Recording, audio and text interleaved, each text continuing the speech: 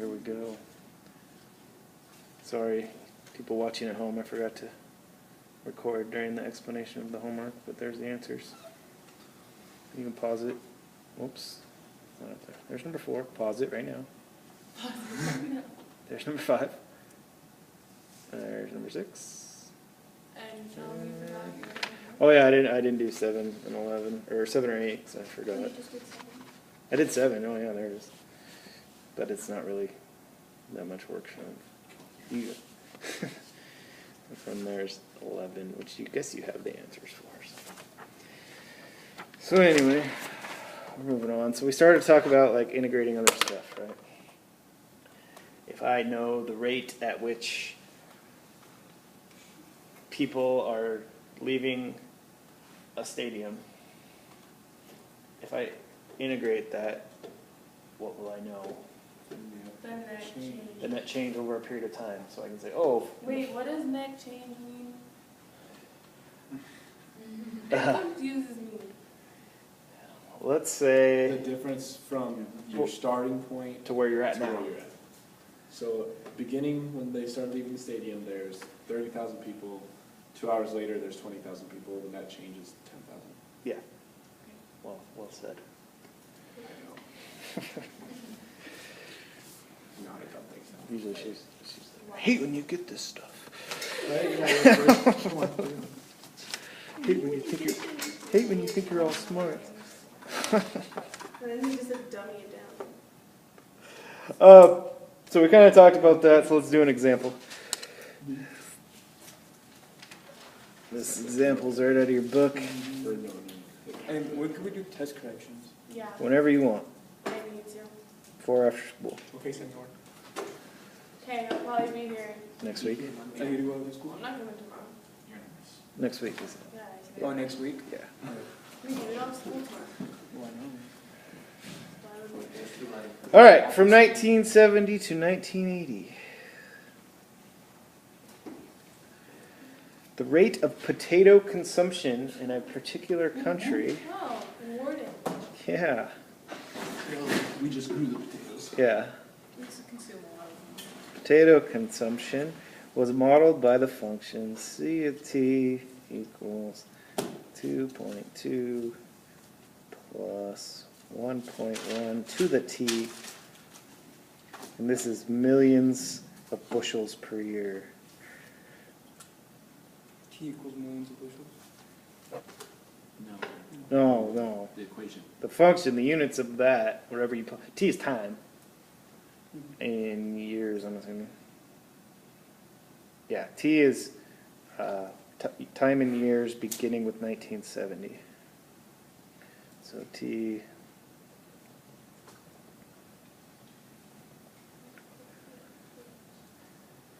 So when t is 0, the year is 1970.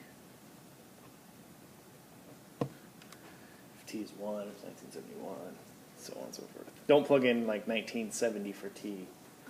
Like I've had people do that. Me. Yeah. Yeah, you did that on that one problem.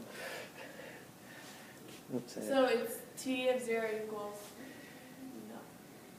Where am I? when t is 0, in 1970 then, there was 2.2 millions of bushels eaten of potatoes in that country, wherever it is. This is just a theoretical problem. It says how many bushels were consumed from the beginning of 1972 to the end of 1973.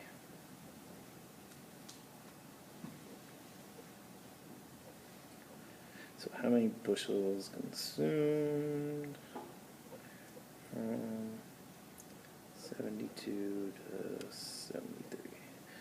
So from the beginning of 72 to the end of 73. So isn't that like 2 years? That's 2 years, yeah. So you should plug in 2 and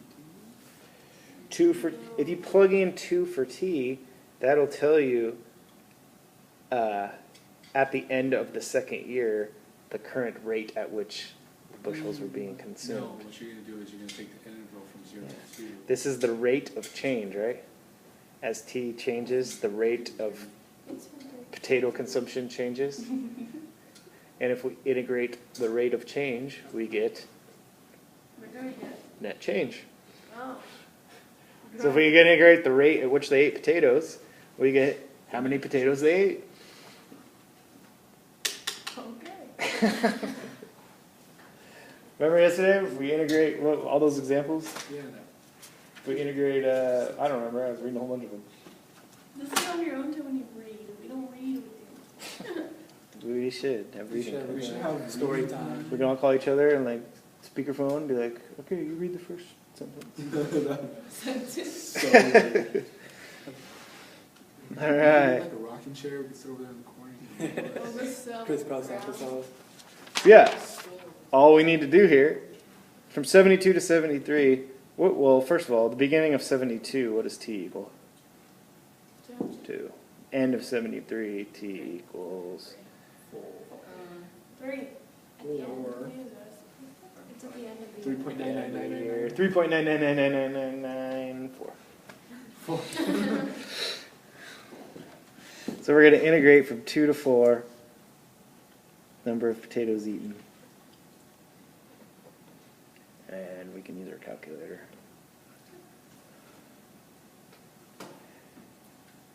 And we get 7 point, assuming the book answer is So you correct. would plug in 2.2 plus 1.1 to the x into the y and then go. Do it. Yeah, try it. I don't really know the calculator. No one blurted it out.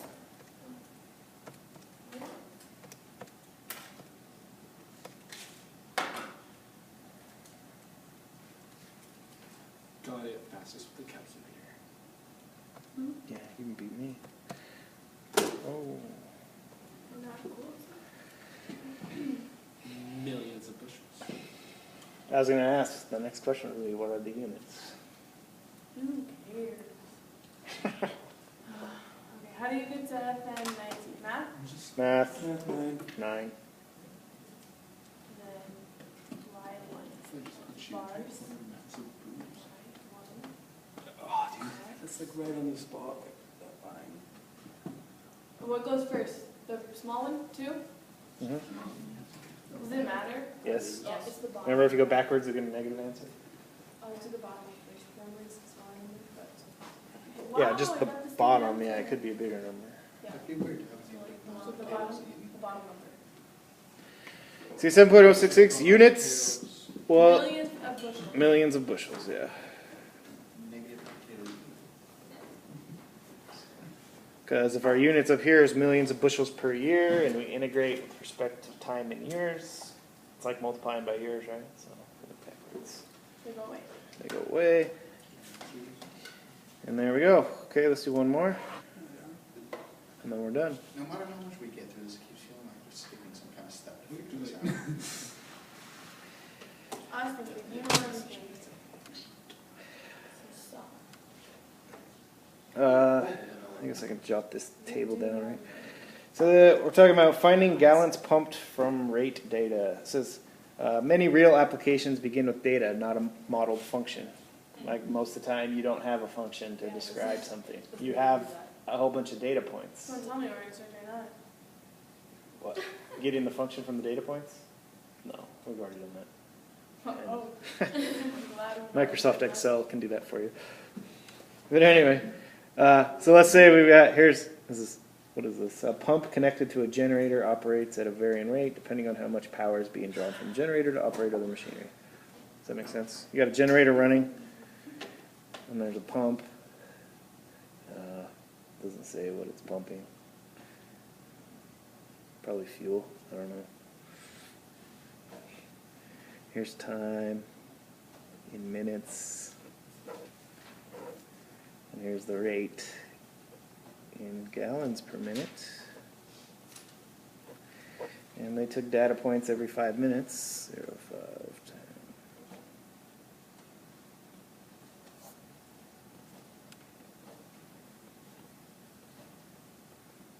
Did you skip chemistry? 60.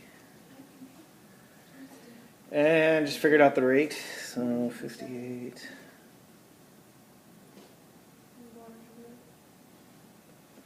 It's pretty intense.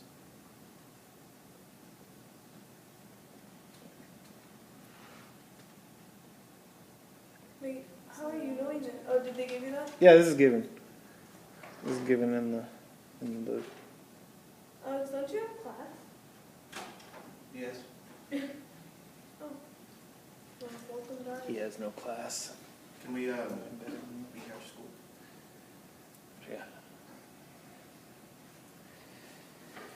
So there, this is given. It says the rate in gallons per minute at which the pump operates is recorded at 5-minute intervals for 1 hour, as shown in the table.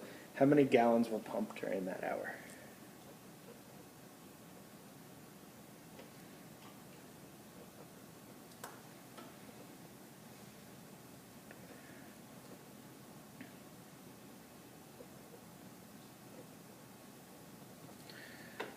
So how in the world are we going to figure that out? We're not.